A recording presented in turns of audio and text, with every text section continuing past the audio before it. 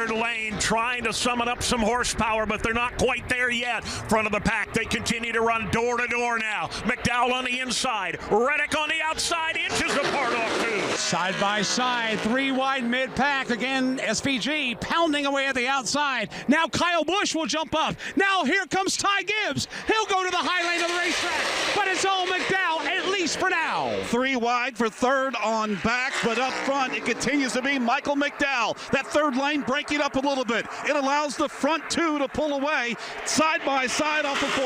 Nobody's sitting down at the Talladega Superspeedway now. 2 laps to go, side by side at the front of the field.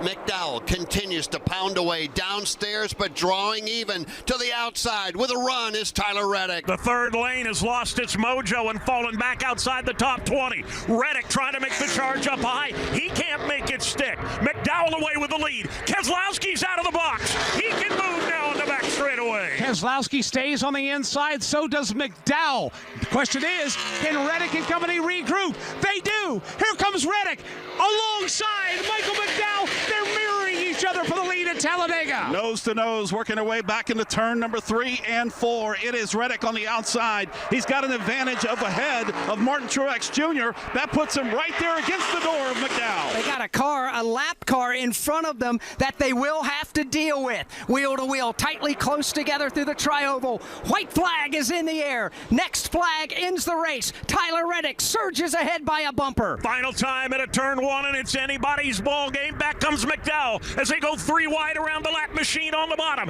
McDowell by half a car length. Here they come for the final time off turn 2. As of now, there is no third lane. Everybody in double wide formation. All eyes on Tyler Reddick and Michael McDowell. Reddick with the fender out in front. McDowell comes back to the bottom. Keselowski shoves McDowell back to the lead for the final time in 3. McDowell surges out in front. Keselowski in second. Nose to tail from third on back. The bottom part of the racetrack. Michael McDowell will lead him off of turn 4 in the final time. Final time off of turn number 4. Here comes Brad to the bottom. Michael McDowell throws the block, and Brad gets into him. Michael McDowell into the fence. They're crashing further back. Checkered flag is in the air. Tyler Reddick gets there first.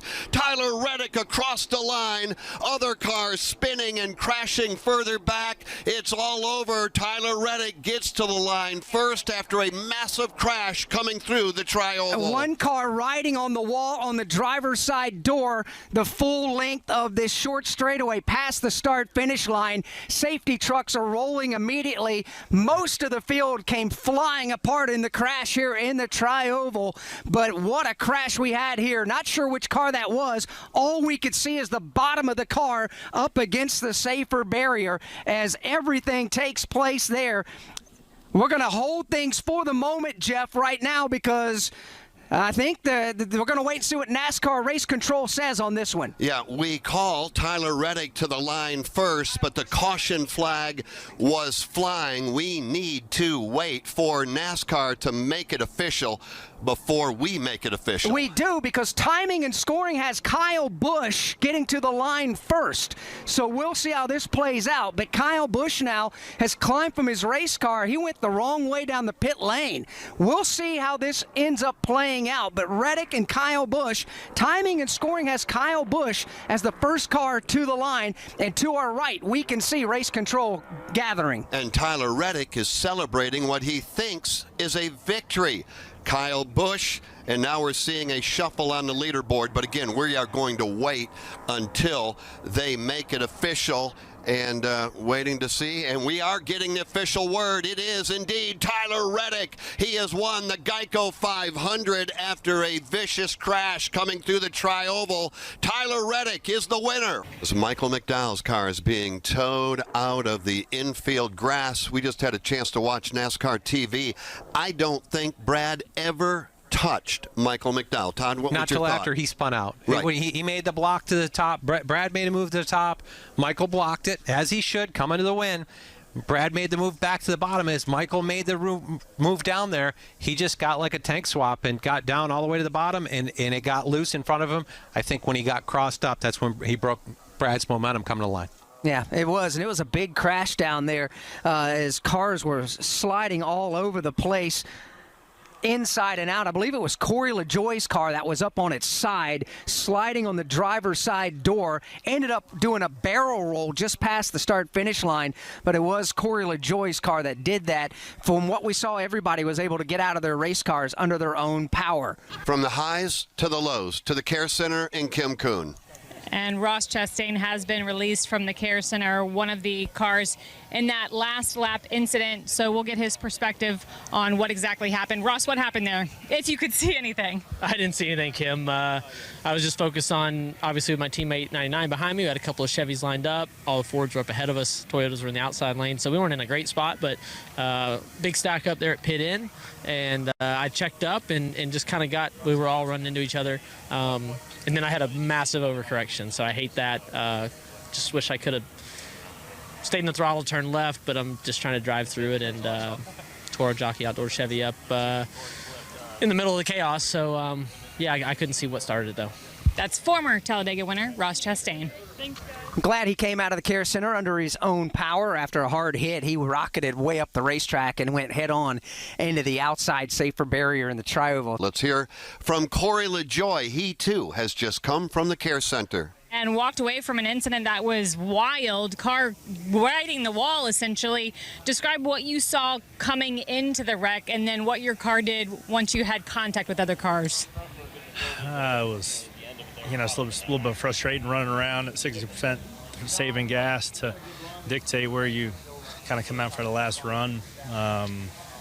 Made the wrong move there with about 25 to go, tried to cover the top and got shoveled to the back, and then we were just trying to work our way to the front, and then you just know that there's somebody going to get hooked, and everybody's committed to running wide open, coming to the checkered. And I got hit in the left front, and I was looking at the wall, and then I was, looking at the tire, and I was looking at the sun, and I was looking at the ground, and then I did a full rotation, and it was definitely solid. Definitely hurt quite a bit, but glad we had a good seat from the joy of seating in there, and Inspire's building safe cars. Happy to see Cory LaJoie walk away from that incident.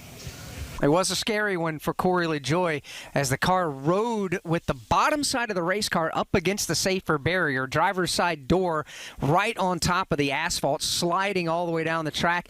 He was able to get across the finish line, though, which is far more than what some of the other drivers in this big crash were able to come away with. So at least if there's a bright side, he did get to the finish line. Yeah, for sure. That's the bright side. You'll hear from Michael with Kim Kuhn, who, unfortunately we have these from time to time where, Kim, you're down there and talking to drivers that were thinking victory lane is at my grasp, and suddenly it's gone.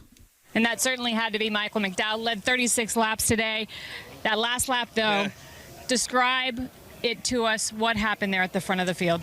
Yeah, it's hard. I need to see a replay to tell you everything perfectly, but, we did a good job of getting out front and controlling the race and putting ourselves in position. And, Brad's so good at this place, and he drug back, and I drug back as quick as I could and was able to block that first run that he made. But then when I came down for the second one, he was just to my bumper. I mean, barely got me. And so, yeah, it's unfortunate, and I hate it for him, and I hate it for everybody that was behind that. It's the last lap of Talladega. We're all going for it. But we really needed to get a dark horse Mustang in victory lane, and we had a shot at doing it there. And, unfortunately, I just made a bad move there to put us in that spot. Do you walk away motivated or frustrated? Well, I'm frustrated right now. I'm motivated by our ability to run up there and manage the lanes and do all the things that we did. Our car drove really well and took a push well and had a lot of speed. So those are good things, but it's wadded up in a pile of rubble right now. So that, it's just unfortunate. It's been a tough stretch here, but we've had speed and we've run up front. And if we keep doing that, we'll win a race. That's Michael McDowell. Yeah, tough break from Michael McDowell, but he's right. You do all you can do, but everybody is going for it when they're coming to the checkered flag at Talladega Superspeedway.